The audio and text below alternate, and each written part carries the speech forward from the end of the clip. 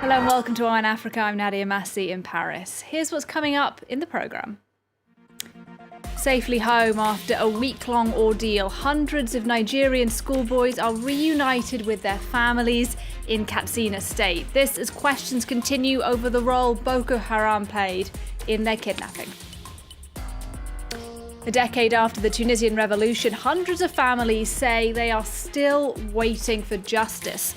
They want the Tunisian state to publish an official list of martyrs, and we'll hear from one family about the fight for their son to be counted. And returning African art from France. French MPs greenlight a plan to dispatch dozens of pieces to Senegal and Benin, but with tens of thousands more still in French museums, is it too little, too late, or a step in the right direction? Thanks for joining us, and we start our programme then in Nigeria, where hundreds of schoolboys who were kidnapped last week have now been freed and are being reunited with their families. The Nigerian army has said that it acted on credible intelligence to pin down the location of the 344 children 6 days after they were snatched from their boarding school in Katsina State. With more on their release today, here's France 24's Laurent Bersticker. Still shaken by their 6-day kidnapping ordeal, hundreds of Nigerian boys were brought to the office of the Katsina State governor a day after their unexpected release. You suffered physically, mentally, psychologically. But let me assure you that we have suffered more. Hundreds of young boys were kidnapped last Friday by armed men inside their school in the town of Kankara. Jihadist group Boko Haram, which appeared to have enlisted the help of local gangs to carry out the attack, later claimed responsibility for the abduction. Details of the boys' kidnapping and subsequent release on Thursday remain unclear, with local authorities unable to determine how many were taken in the first place and whether all had been freed. On Friday, many were looking worn down, exhausted, and in shock as they waited to be reunited with their families. I'm happy if I see my father and my mother and my junior brothers. Before they could return home, the boys first had to wait some more for the arrival of President Muhammadu Buhari, who insisted on meeting them. Their kidnapping last week had revived painful memories for many Nigerians, 6 years after the abduction of nearly 300 schoolgirls by Boko Haram in the Chibok region. And as we heard in that report, Boko Haram said that its forces had kidnapped the boys, but analysts say it is likely that armed bandits who operate extensively in Katsina State were also involved in what happened. Here's Dr. Olamide Samuel from SOAS University in London. If we had seen a transfer of these abducted students from the banditry groups to Boko Haram, perhaps we will not be celebrating the return of these boys as we are today, because we do know that Boko Haram is much more extremist, and a lot of their demands are not usually feasible for governments to respond to. However, these banditry groups that I believe carried out the initial attacks were calling for the government to rescind its order or to dismantle vigilante groups, to stop its attack on Fulani herdsmen who are not traditionally associated with Boko Haram. Now, we know that Boko Haram is mostly populated with the Kanuri ethnic group, and so why the chance to stop attacks on Fulanese? This just goes further to show that perhaps the initial abduction was carried out by bandits and the transfer of the students was not successful. And this is why the government was able to take control of the situation much quicker than it had ever been able to do with the Chibok girls.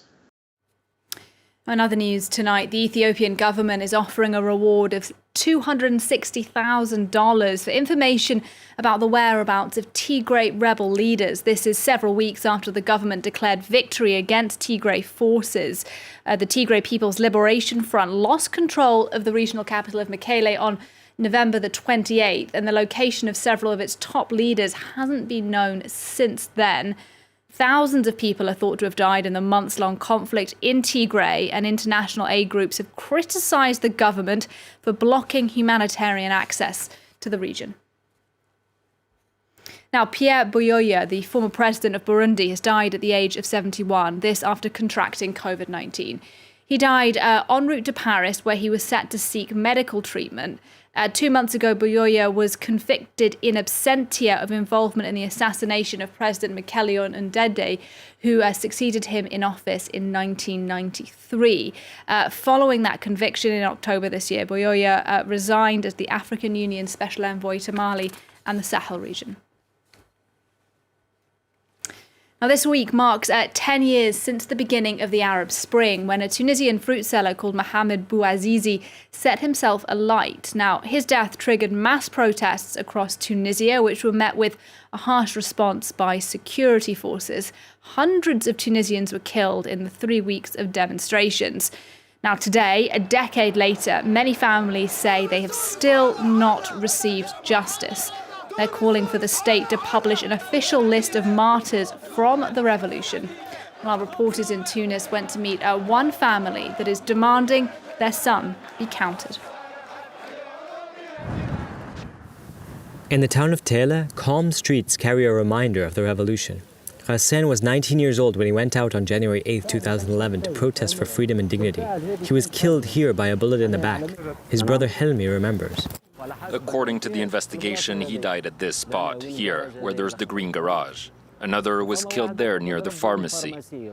The police were on the main avenue. People marched forward like in any other demonstration, advancing, then retreating. In the end, police opened fire on them. Helmi kept the videos of demonstrations in Tele, where 6 people lost their lives during the uprising. After the revolution, some security forces were sentenced for negligent handling of protests, while former President Ben Ali was sentenced in absentia to life in prison for complicity in the death of protesters. But for Helmi, it's not enough. We were very offended by the decisions of the military tribunal. Our demand is clear. These young people are dead. We demanded accountability, and we demanded that those who killed our young people be held responsible.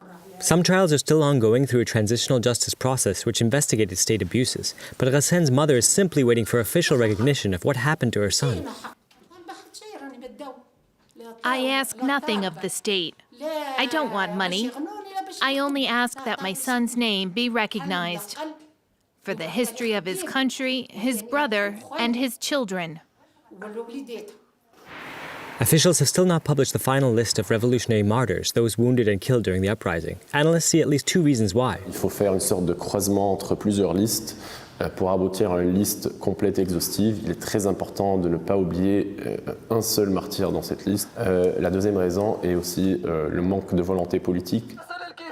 While they haven't published the list, on the 10th anniversary of the revolution, the government did announce the opening of a fund to compensate its victims.